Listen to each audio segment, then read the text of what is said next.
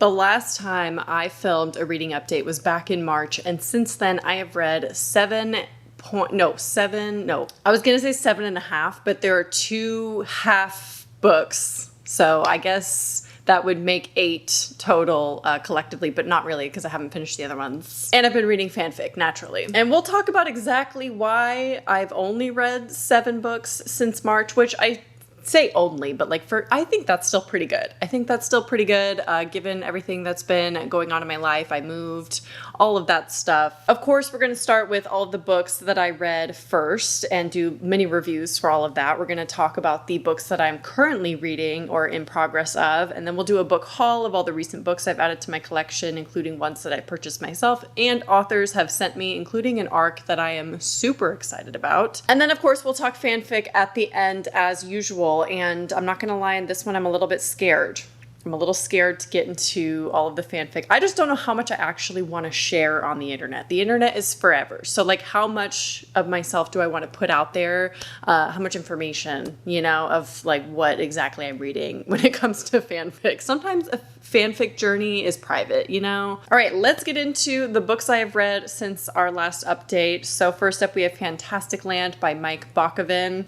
I forgot to grab it off the shelf. So I do own the physical copy of this book. However, I ended up listening to this on audiobook because I asked you guys on Instagram, what are some audiobooks that are super fantastic? And so many people said Fantastic Land. I had already bought the book, the physical book, but I was like, you know what? I'm going to do the audiobook. I think I'm going to trust all of you. And I'm so glad that I did that because the audiobook was fantastic. I actually listened to this back when I was filming my Reading Extreme Horror books for a month. So if you check out that video, this is what I was reading for fun when I wasn't filming that video. Now, this follows a group of employees at Fantastic Land after a hurricane hits, and it's set in Florida. So you can imagine things they get very, very chaotic very, very quickly, which I feel like is a very accurate portrayal of what would actually happen if this situation actually occurred. This is described as Lord of the Flies meets Battle Royale, and it starts as Lord of the Flies, right? You got your intensity of the desperation, the limited resources, the lack of information, the isolation from the rest of the world, and then it slowly does turn into Battle Royale.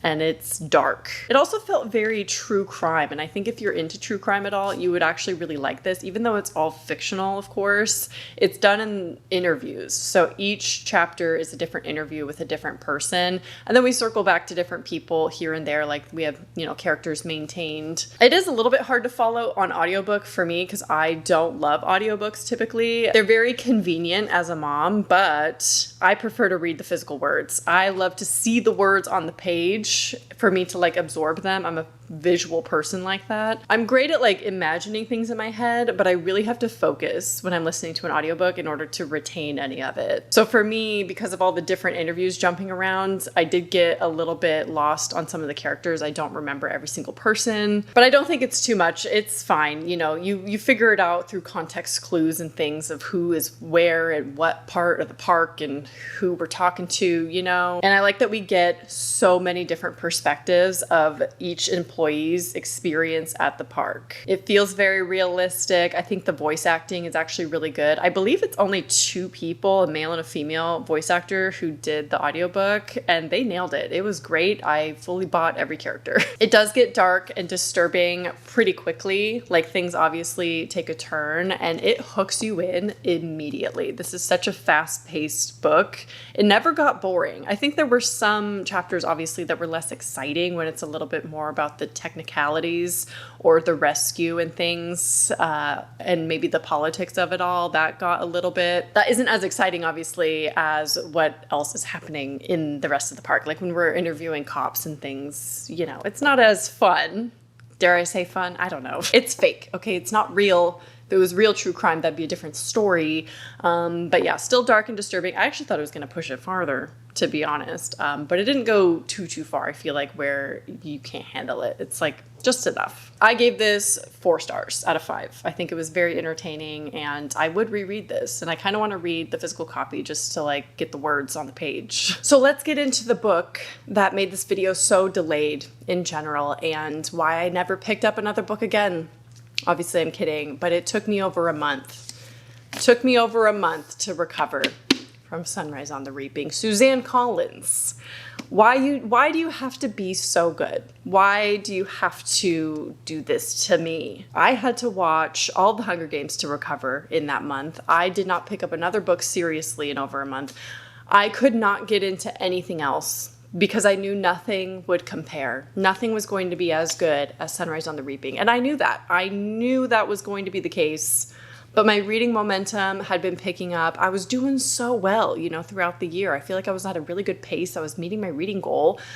And then boom, the day after finishing this, I picked up another book. I was like, let's read that one. No, we're not reading. We're not reading at all.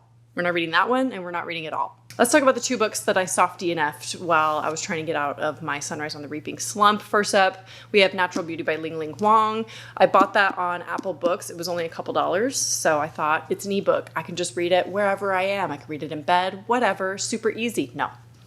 Got about 10% into that and soft DNF'd. And then I picked up Whale Fall by Danielle Krauss, which I have been looking forward to reading ever since I bought it. As soon as I saw that book on TikTok, I was like, that's made for me. I tried reading it. No, not reading that either. So both of those were soft DNFs. I'm obviously going to go back and read those eventually. I have not picked them back up again since. Obviously, this is a 5 out of 5 perfect book. It's one of my favorites in the entire franchise now, and I cannot tell you how excited I am for the movie. I think that's a given, but I don't really need to get into this. It's perfect. It destroyed me. I cried.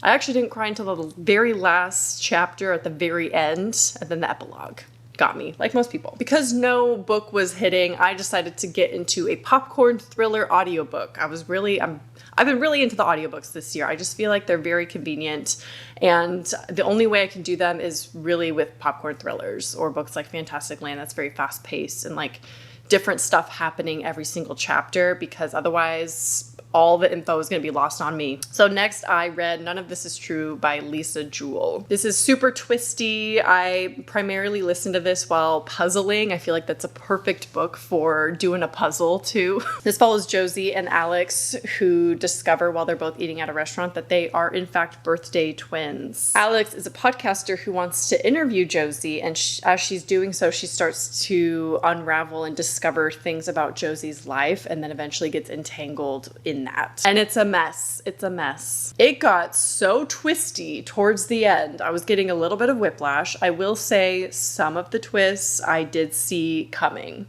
from a mile away, like very early on. I could kind of predict where things were going to go. That did not take away from the entertainment factor of it, because it still managed to make my jaw drop, even if I, thought of it. I think it was the way that things played out was still like, it's shocking. It's still shocking, even if I knew we were kind of going in that direction. Super good. Definitely one of the best popcorn thrillers that I have read in my life. Highly, highly recommend it. I do want to get more into Lisa Jewell, so if you have any other recommendations from her, I think I have one more book from her on my shelf that I found at Goodwill. But I really liked her writing, and I really liked the characters of Alex and Josie, and I don't know, I just felt like they were very relatable on both of them, dare I say. I mean, obviously one's a little bit more of a tragic character, but they still felt like real people, and I really liked that. Next, I read Death Valley by Melissa Broder. Unfortunately, this was not a book for me. I do want to try to read The Pisces by her. I am a Pisces, so I don't know, maybe I'll like that one. Death Valley follows a woman who runs off to a Best Western that is in the middle of the desert to kind of get away from her dying father and her sick husband. So she's running away from her grief, knowing she's probably going to lose her father very soon, and just wants to get away from it all. And then eventually she gets stranded in the desert and has to fight for her survival. It's not as simple as that. This is what you would call a weird girl book.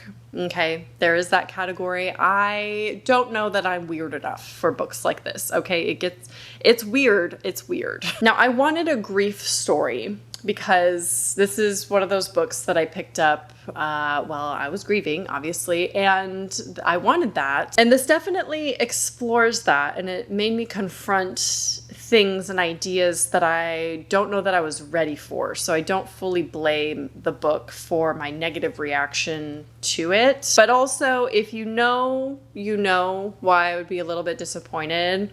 as far as the grief element in this book. It was just a very uncomfortable read. I lost my dad and my stepdad close together, and so obviously she's grieving her father, which I thought I was probably ready for. And, you know, when my stepdad passed, that's like what I was seeking out, was like grief stories. And now I'm at the point where I don't want any of that. I have consumed so much, some against my will, because the movies coming out this year, as you know, have been very heavily grief focused for whatever reason. And so now I'm over it. I don't want to confront that anymore. I feel like I've done enough. I've read enough. I've seen enough.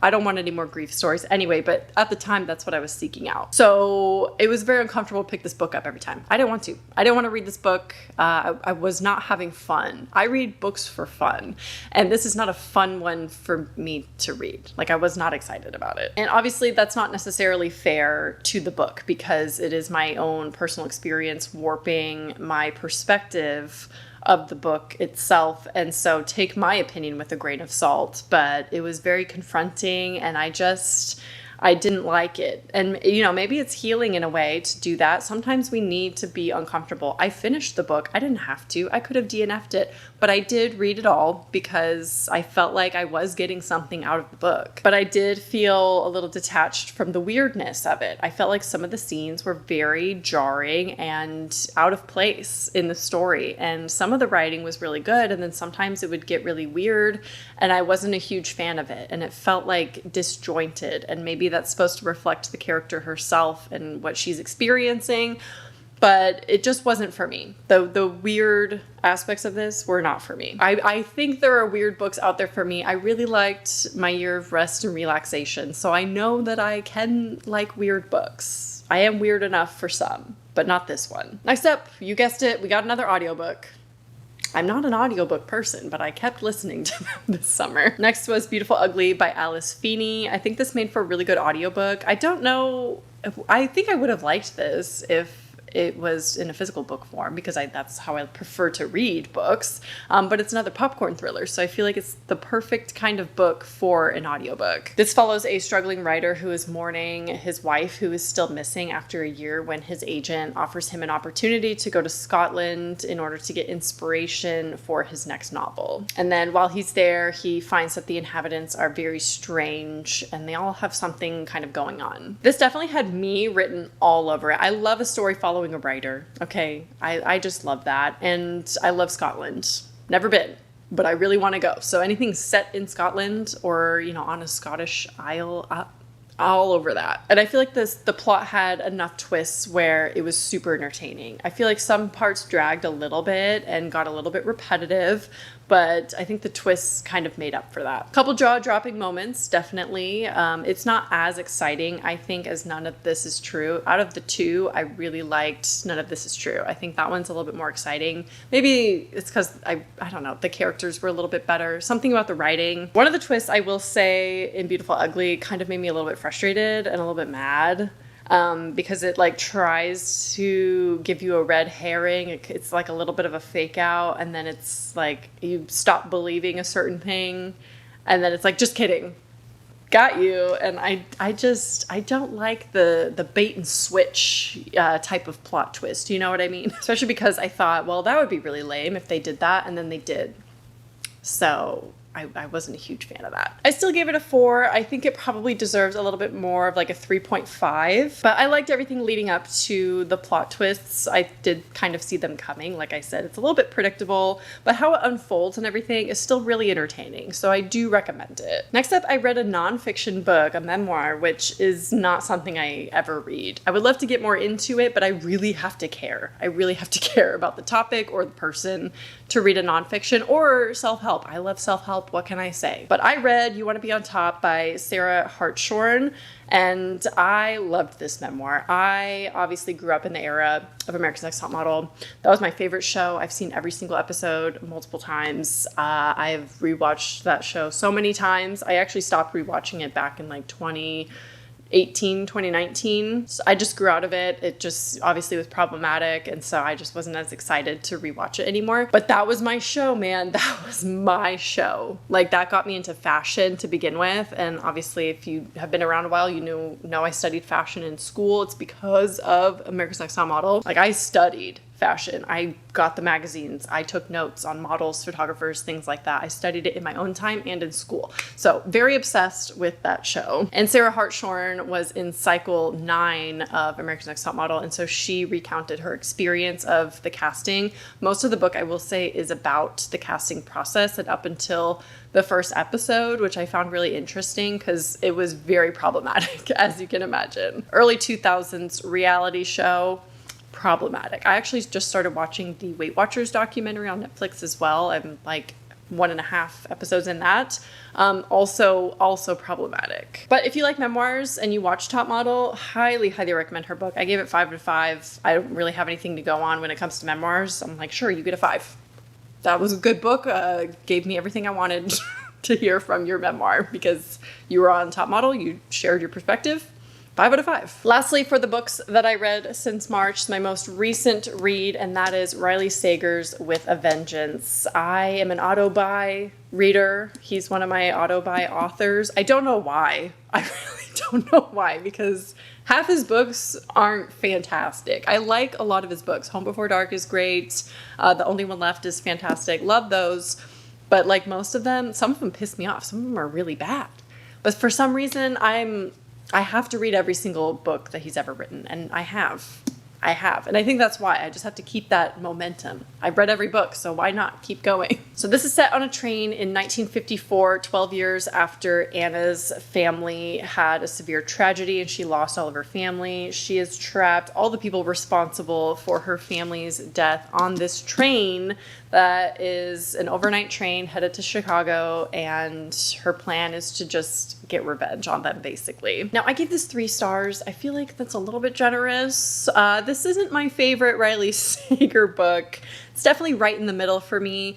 I gave it a full extra star because of the setting. Because let me tell you, I love a train setting. I love trains. I'm like a 12-year-old boy in that sense. I love trains. Reading this at night with train ambiance on the TV is just a vibe. I was really into the setting at minimum. Whether or not the story was very good or, Riley Sager writes really fast paced. So no matter what, I can fly through one of these books. Like, his books are just so easy to read, digestible, really fast paced. And I think the book had enough going on to make it worth the read. Like, I'm glad I read it. I did get entertainment value out of it. And I'm not gonna lie, I was kind of excited to sit down with my train ambiance on the TV and dive into a train story. It was a simple, straightforward kind of story.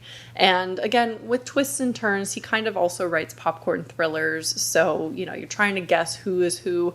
And honestly, predictable. There's only so many people on the train. Okay, so you're going through the list, and one of them has to be correct, right? It did surprise me in the end. There was one final twist in the end that got me, that I was very shocked by. So congrats, Riley Sager. You did get me with one of the twists. But, it's not his best book. It's not his worst book. It's just right in the middle for me. I think I'd probably give it like a 2.5, really thinking about it. But I'll be generous, give it a 3 because of the setting. I also really love stories that take place in one night at one location, like a single night, single location. Again, very easy to read. It's a simple, straightforward story. When it's like that, it's not too complicated. Although we do have a lot of flashback scenes as well in like some chapters that jump back in time, like 12, 15 years ago. So definitely worth it, but not my favorite that I've read. Next up, let's talk about the 2 books that I am currently in the process of reading. One of them, we'll just do this one first, Cold Eternity. Okay, how much do I have left of it?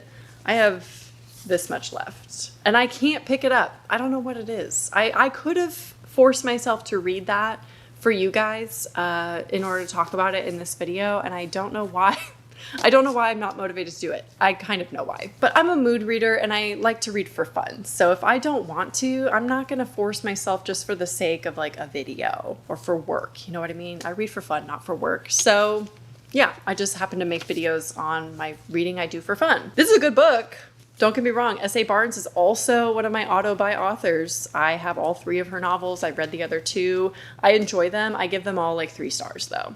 I wish there was a little bit more to them. I feel like she just touches the surface of what I want her to kind of explore with everything, with the horror, the story, the science, all of that. It's just like right there on the surface, and I really want to dive deep into a lot of things. But again, very simple, kind of easy to read stories, especially for space. All of them are space related or sci-fi related, so it's very easy and down to earth, grounded science that's easy to follow. So if you're not typically a reader of sci-fi, her books are great because it's easy to follow. You understand what's going on. But I kind of want her to explore more. I want her to put more sci-fi in one of her stories, like push it. The horror is good though. Her books are genuinely scary. Dead Silence, I think, is still my favorite, even though I haven't finished Cold Eternity yet. This one's really good. I like the setting of this one. I don't know why I can't really pick it up. Actually, like I said, I do know why. And that's because I'm really into the book I'm reading currently that's all I want to read right now, and that is Mary by Nat Cassidy. I'm currently renting this from my library on Libby right now, so I'm reading it on my phone. Yeah, I'm very, very into Mary. How far am I into Mary? 60% in, and I've had it for about a week and a half, I want to say. I just can't stop reading it. Again, reading on my phone is really easy because I can read it in bed. I could just read it anywhere I am because I always have my phone on me, so really convenient. But Mary is about a woman who is turning 50, and so she is menopausal, perimenopausal, if you want to correct that. And so she's experiencing strange symptoms, but she's starting to see herself rot when she looks in the mirror, and she sees other women her age rot in front of her eyes. I just got to a major part of the story. If you've read it, I'm a little bit blown away. That is a wild turn of events. Let me tell you, about halfway through this book, man, there is something that is very shocking. This is a book that makes me uncomfortable to read in a good way. Like, I'm actually having a really fun time reading it because it's exactly what I want out of a horror novel. It is scary, it's gory, it's disturbing. Oh my God, like, it's dark. But this is up there. I think the gore in this is definitely pushing it. Like, some of it is very graphic and so well described. I love how they are describing the gore in this book. So I really love Mary so far. It's been very entertaining, and I can't wait to read it as soon as I'm done filming this video. I also bought the ebook of Rest Stop by Nat Cassidy because it was only a couple dollars on Apple Books. So that's like more of a novella, I believe. It's pretty short, so that'll definitely be in my next reading update. I hope to read that really soon. I really like their writing. So next up, we're gonna do the little haul. I'm sorry if the lighting is changing a lot in this video. The sun is going down, so we're working with mostly natural lighting today. So the lighting's gonna be a little bit all over the place. We'll try to rush through this. So let's start with the books that authors have sent me, including the ARC. So Eric LaRocca sent me their latest two books. We have We Are Always Tender with Our Dead, amazing, and then the ARC, which is Wretch. So this isn't released until March 24th of 2026, so I cannot wait to read this. I love Eric LaRocca's writing. They're definitely one of my favorites and would probably be an auto-buy author if they didn't send me their books all the time. They're just so generous, and they sign it every single time. Like, I love Eric. So of course I will keep you posted on those books. Next up, we have A Song at Dead Man's Cove by Anna Uden, and I was so excited to get this book and get this email because I love her videos. I already watch her videos and I did not even know she knew who I was. So she's a doctor of clinical psychology. I love psychology. She has great videos on all of that. She's very knowledgeable, and I love the way she talks, like her language. I love it. And then she's also a writer who does gothic horror mostly. So that's what this is, a gothic horror. And she asked if I wanted a copy of her book. Absolutely. I am saving this to read in spooky season in October, so I can't wait for that. So yeah, thank you so much, Anna, for your book. I'm very honored. I did do a shop with me video, so you saw that I picked up The Carol Haunt by Darcy Coates. This is another book I plan to read in October, and I'm hoping it's good. I want to say I'm cautiously optimistic that I will like this because so far Darcy Coates, I'm still questioning. This will be the true test though, because I love ghost stories and I love haunted houses, so I'm hoping this one really hits. I feel like I don't really want to go into these because these are going to be in a video that you're going to see in October. I'll be reading these in September, but I'm filming the reading vlog for these. If you want to guess what the topic is based on these books, by all means, we have The Exorcist by William Peter Blatty, Incidents Around the House by Josh Mallerman, and Stolen Tongues by Felix Blackwell. So if you want to guess what the reading vlog will be about, please do, but this reading vlog will be posted in October for spooky season. I just realized I showed these to you already in my unpacking my bookshelf video, but not a lot of people watch that video, so we're just gonna be a little bit repetitive. Can you see my cat down here? Yeah.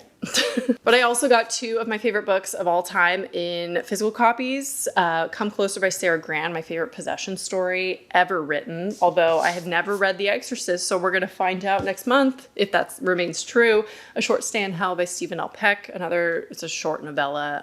One of my favorites ever written. Okay, that's it. If you don't care about fan fiction, bye-bye. Thanks for watching, because we're going to get into fan fiction. Okay, I only read Harry Potter fan fiction, so stick around. Can I just clarify also that I do not support J.K. Rowling, and I think she is a pile of garbage. Okay, I just wanted to clarify that. But I do support the authors who write Harry Potter fan fiction because they're very talented and amazing. So I finished All the Young Dudes fanfic, and I was so sad.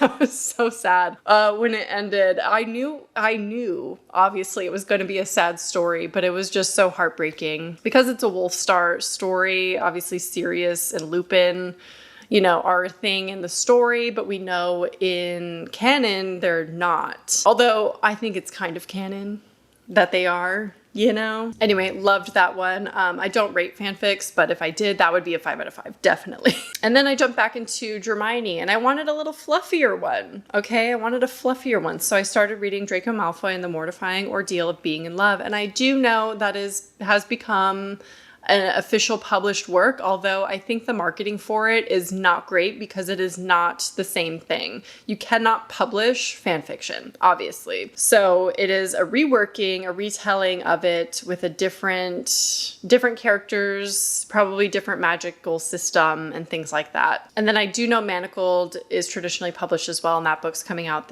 later this year, but again, very different. I don't think I'll pick up the published version of Draco Malfoy and the Mortifying Ordeal of Being in Love, but I would probably be open to reading the Manacled rewrite. I just really would love to support Sin Lin Yu in that way and read the official book because I absolutely loved their writing in Manacled. So I feel like reading a traditionally published book by them would be life-changing. So I am open to that. I'm like 60% through The Mortifying Ordeal of Being in Love. Very, very slow burn, Hermione fic, right? And then I have downloaded Damaged Goods, Portrait of Draco Malfoy, and Crimson Rivers. Those are the other ones that I am interested in. Oh, also Secrets. Have I downloaded Secrets of Mass in the auction? I have the auction for sure for when I want a darker Hermione. I'll probably read that in fall and, you know, winter time. Now, those aren't necessarily all the Hermione that I've read, but I don't really feel like getting into it and admitting on the internet what else I've been reading. So if you are curious, DM me on Instagram if you really like Hermione and you want to know. I'll talk to you directly. I'm probably not going to put it out there like that. I'm just really deep. I'm really deep into the fan fiction world now. So I joined Kathleen Light's group, although I haven't been reading with her or, you know, whatever fanfic she's reading at the time, but I love that she created that. I think that's fantastic. Fully support that. Anyway, that is my full reading update, book haul, fanfic update, all of it, everything that I've been reading as of March of this year. And we will be doing one more of these probably at the end of the year or just like a recap of the entire year, maybe. I don't know. Should that be 2 separate videos? Or because if I do the recap, it's going to be very, very brief.